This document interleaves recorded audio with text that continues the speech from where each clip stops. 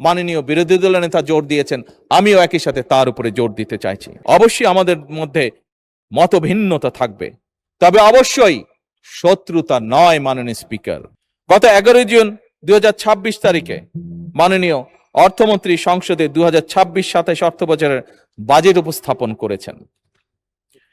বাজেটের প্রথম এই সংসদের প্রথম বাজেট উপস্থাপন করেছেন। বাজেটের উপর সরকারি এবং বিরোধী দলের 316 জন সংসদ সদস্য প্রায় 48 ঘন্টা 51 মিনিট আলোচনা করেছেন। এই অধিবেশনে আমি যদি সঠিক বলে থাকি 11টি বিল পাস সহ প্রধানমন্ত্রীর প্রশ্ন এবং অন্যান্য মাননীয় মন্ত্রীদের প্রশ্ন জিজ্ঞাসা উত্তর আলোচিত এবং টেবিলে উপস্থাপিত হয়েছে।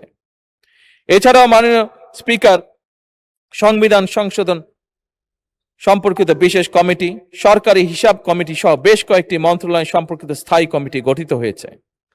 অধিবেশন চলাকালে সংসদ সচিবালয় কর্মকর্তা ও কর্মচারীগণ দিনরাত সরকারি ছুটি সহ ছুটির দিনেও এমনকি অক্লান্ত পরিশ্রম করে মঞ্জুরির দাবি, ছাঁটাই প্রস্তাব, বাজেট পাস, 68 বিধিতে সংক্ষিপ্ত আলোচনা, 147 বিধিতে সাধারণ আলোচনা এবং সংসদীয় বিভিন্ন কার্যক্রম পরিচালনা সহ অধিবেশন সুষ্ঠুভাবে সমাপ্তিতে সহায়তা করেছেন।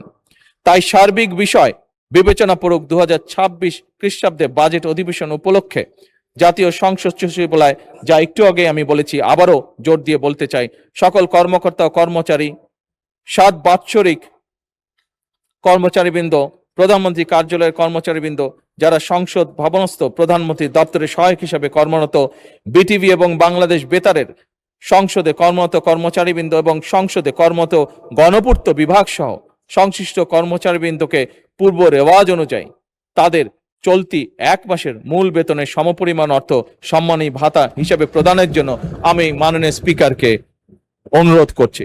সংসদের রীতি অনুযায়ী সারা বিশ্বে যেটি প্র্যাকটিস, সেই অনুযায়ী অবশ্যই আমাদের মধ্যে মতভিন্নতা থাকবে, তবে অবশ্যই শত্রুতা নয়। মাননীয় স্পিকার, প্রতিহিংসা প্রতিশোধের পরিবর্তে থাকবে ন্যায়পরায়ণতা, যা মাননীয় বিরোধী দলের নেতা জোর দিয়েছেন, আমিও একই সাথে তার উপরে জোর দিতে চাইছি।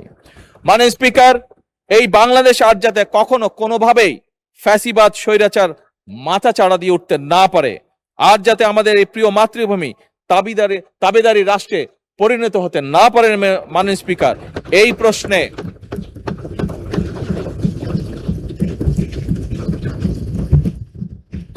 আমরা অর্থাৎ সংসদে বিরোধী দল এবং সরকারি দল, আমি দৃঢ়ভাবে আমরা বিশ্বাস করতে চাই আমাদের মধ্যে রয়েছে জাতীয় ঐক্য এবং যে কোনো মূল্যে এই জাতীয় ঐক্য অটুট এবং বজায় থাকবে ইনশাআল্লাহ। মাননীয় স্পিকার।